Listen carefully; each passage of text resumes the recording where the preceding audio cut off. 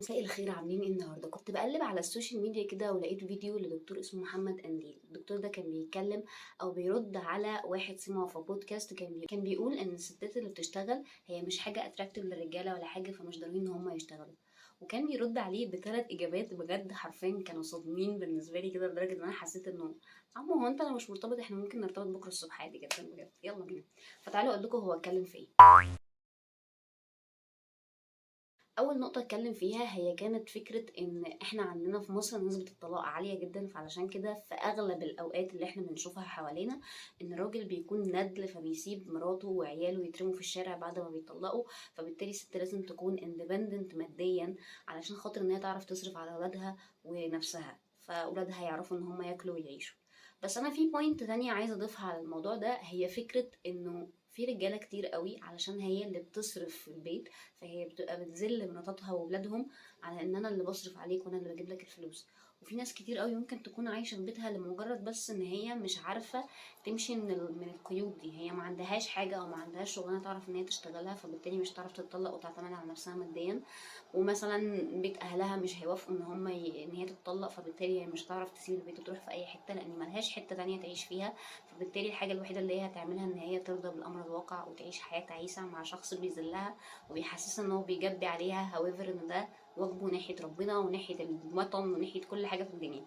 البوينت التانية اللي اتكلم فيها واللي ليها علاقه برضو بالمصاريف، انه ليه احنا عندنا كونسبت في حياتنا ان الراجل هو اللي بيصرف والست هي اللي بتربي. على فكرة يا جماعة، هو أنا كأمنية اتخلقت بجزء من بابايا وجزء من مامتي. الجزئين دول اتكونوا مع بعض كده فعملوا حاجة. الحاجة دي بدأت إن هي تتطور لحد ما جابتني.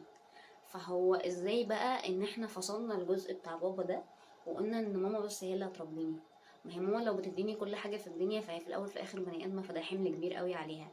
الحاجه التانية ان كمان حتى لو هي بتديني كل حاجه وراضيه بده، فهو الفكره ان انا ستيل هكون ناقصه في حته كبيره قوي في حياتي، ناقصه انا مش عارفه اكملها بسبب ان الجزء بتاع والدي مش موجود.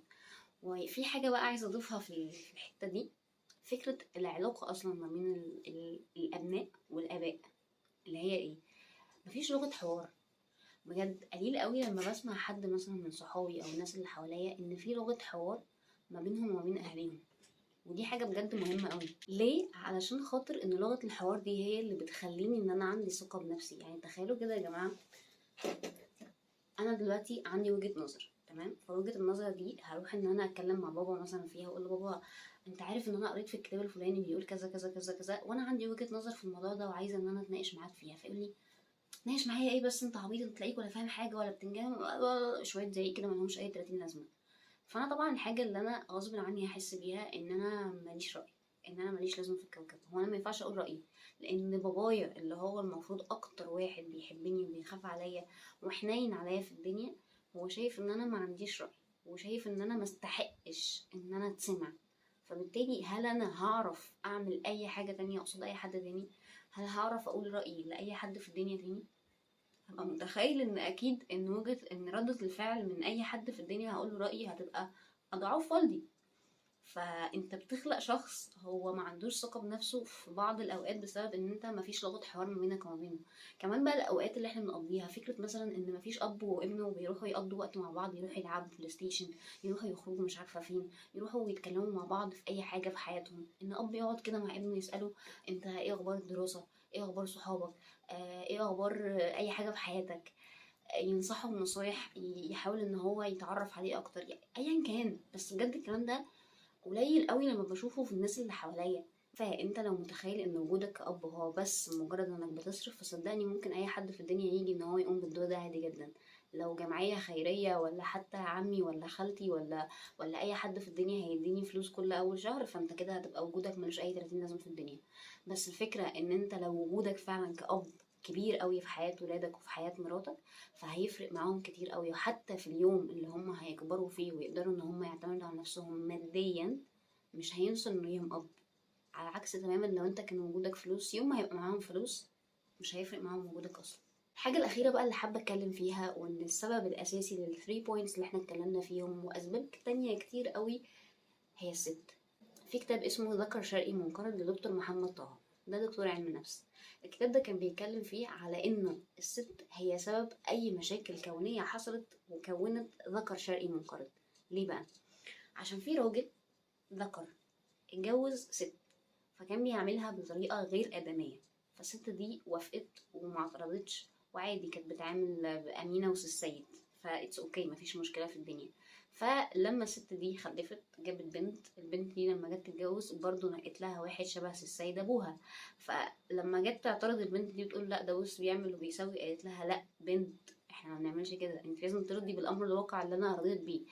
فالبنت دي خلفت، فبقت نفس الموضوع، فبدأنا ان احنا نربي اجيال كتير قوي بتقول ان جوزك ضربك، اكيد انت عصبتي، اكيد انت قلتي له حاجه تنرفزه عشان كده هو ضربك. جوزي ما بيصرفش عليا، اما انت ممكن تساعديه عادي، ممكن تنزلي تشتغلي وتساعديه في المصاريف. في حاجات كده غريبه قوي بجد، يعني لو قعدت اتكلم فيها ممكن اتكلم 60 سنه بسمعها، اللي هو ايه يا جماعه اللي انتوا بتقولوه ده؟ يعني ايه بجد؟ فاللي انا عايزه اقوله انه مش ان الست احسن ولا الراجل احسن، لان دلوقتي كمان في الزمن اللي احنا فيه في 2023 هو الموضوع اتقلب شويه حلوين، ان بقت الست عايزه تنتقم من الراجل. فبقى الموضوع بقى اللي هو لا ده بص بقى انا هتجوزك بس ولا هطبخ ولا هكنس ولا همسح، وهتجيب لي خدامه وهتجيب لي مش عارفه ايه وهتعمل وهتسوي وانا ست. وبجد في حاجه غريبه جدا برضو بسمعها الستات بتعملها دلوقتي عشان تكون، الموضوع تحول من بعد ما انا كنت السيد وانتي امينه، فبدأنا شوية يبقى في شوية وعي وشوية مفهومية ان احنا نعرف نكون بنتعامل بشكل احسن، ان انا كست يبقى ليا كيان واعرف اشتغل وبتاع. فالموضوع فلت مننا شوية، فلت في حتة كبيرة، اللي هو لا ده انا بص بقى انا الست وانا اللي اقول وانا اللي اعمل وانا ليا، انا ما حدش يتحكم فيا، انت ما تقوليش انت رايحه فين وجايه منين انت. الموضوع بدأ يفلت مننا في حتت هي اصلا دينيا غلط. يعني فكرة ان انا مثلا لازم اكون بحترم جوزي واستأذنه وانا نازلة مثلا، دي حاجة آدمية جدا، يعني حاجة طبيعية لاحترام اتنين مع بعض، وده كمان الدين امر بيه، فليه بقى نتكبرها وابقى انا حرة وانا وفيمينست جدا بجد، اللي هو انت جامدة قوي كده يعني. فموضوع بجد ممكن نقعد نتكلم فيه 60 سنة والله العظيم. بس خير الامور الوسط، بجد خير الامور الوسط. انا ولا لازم اكون امينه اللي بتاكل جوزها وبتستنى البواقي منه عشان عشان تاكل بعديه، ولا انا السفيره عزيزه اللي قاعده ومستنيه الخدم والحشم ومستنيه جوزي ده يقدم لي ولاء الطاعه ومش عارفه ايه عشان خاطر ان اكون راضيه ومبسوطه.